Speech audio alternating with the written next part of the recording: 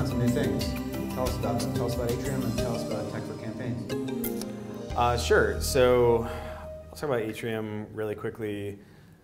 So at TalentBin, when I started getting into sales and thinking about how you could decompose sales motion into its constituent parts and then model that in the CRM and then make sure that all the activity associated with that was being captured such that it could be instrumented and then reported out on and then have like anomalies detected on that. We kind of like hacked the hell out of Salesforce in order to make that happen with a bunch of duct tape and baling wire. And then at Monster, we kind of saw like the so it took a lot of time and effort and blood, sweat, and tears at TalentBin in order to get the organization to that point. And then at Monster, it just didn't exist. Like the organization had no clue how much like selling behavior was going on, and that was really bad for the organization, which is why it eventually failed and got bought by Ronstad. And so what Atrium is focused on is how you can make that a lot easier, like how you can have really amazing seller instrumentation without a lot of work. So I kind of think about it as like junior sales ops analyst in a box. Does that compete with InsightSquared? Is that the frame that we should be thinking about? It's not really though. Like InsightSquared, I think about InsightSquared as kind of like being a BI solution and really helpful reports in a box. Atrium is more kind of like manager's little helper, right? So whereas like InsightSquared and Domo and Looker and things like that answer strategic questions, like what's your CAC, what's your magic number, things like that, usually across an entire organization. What Atrium is more focused on is like what is the particular hitch in this AE's swing that's messing things up, or what's the particular hitch in this SDR's behavior, and because it's always different. Right, like this SDR is high activity, but his email response rates are low, and as a result, that's constraining him from producing what he could be. And this AE over here is just low activity and needs to get his shit together, right? Whereas this AE over here is super high activity, but for whatever reason, his ASPs are lower compared to all of his peers. And so these are the sort of things that like a really metrically awesome manager or sales operations person would be able to identify and tease out. It just ends up being a lot of work, so people don't do it. And so what ends up happening is you just miss those things and then people get fired, as opposed to them being more successful and like just making more money for everyone so they can get raises, like we were talking about. So that's is Atrium in market? Can we become customers? Yes, it's you can, although the website kind of sucks right now, unfortunately. But we have Drift up, so that's kind of nice.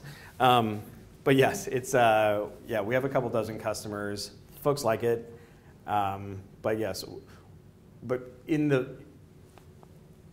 I am eating my own dog food by, like I'm a sales rep right now. So I came out here for this event. I've got 4 customer-facing meetings tomorrow. I've got 4 the next day with SaaS organizations in New York. But what we're doing right now is kind of de-risking the initial sales motion. Like, sold a dozen of them. Figuring out the unit economics associated with that and what the pricing can be before stamping out many reps. So that's kind of like the stage we're at there. And then Tech for Campaigns. Tech for Campaigns is this other thing that I spend time on the weekends. My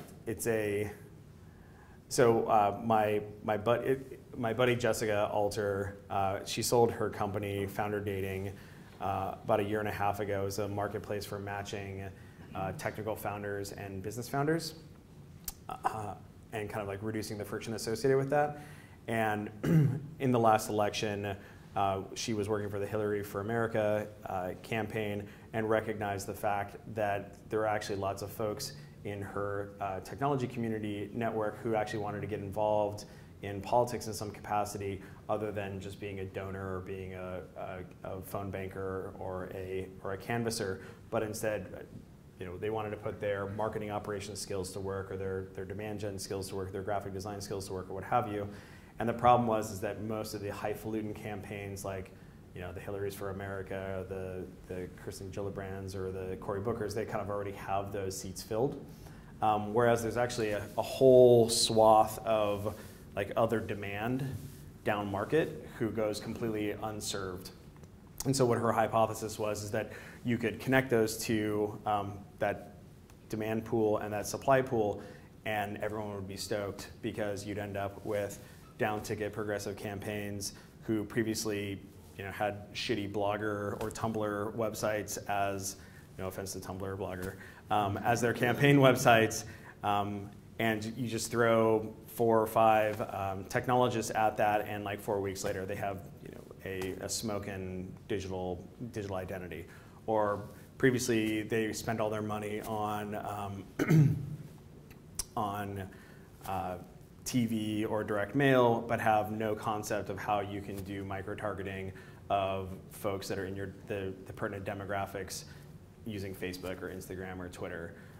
Most of the folks that are in politics just have very low comprehension of very basic digital tooling that to all of us would just be like, oh yeah, like very familiar with drip marketing or enrichment or account-based marketing or what have you. All those things are very foreign to most political campaigns. And so that's what Tech for Campaigns started out as a hypothesis, and now it's very successful. It has a 5,000 person volunteer database. The organization has executed 50 projects across, I forget what it was, across 20 different campaigns to kind of again de-risk the product market fit there. And so and now the organization is scaling to 500 campaign projects across the upcoming cycle. So it's now at the point where it works and we're scaling it up, and we've staffed some full-time folks on it. That's amazing. Congratulations. Thanks.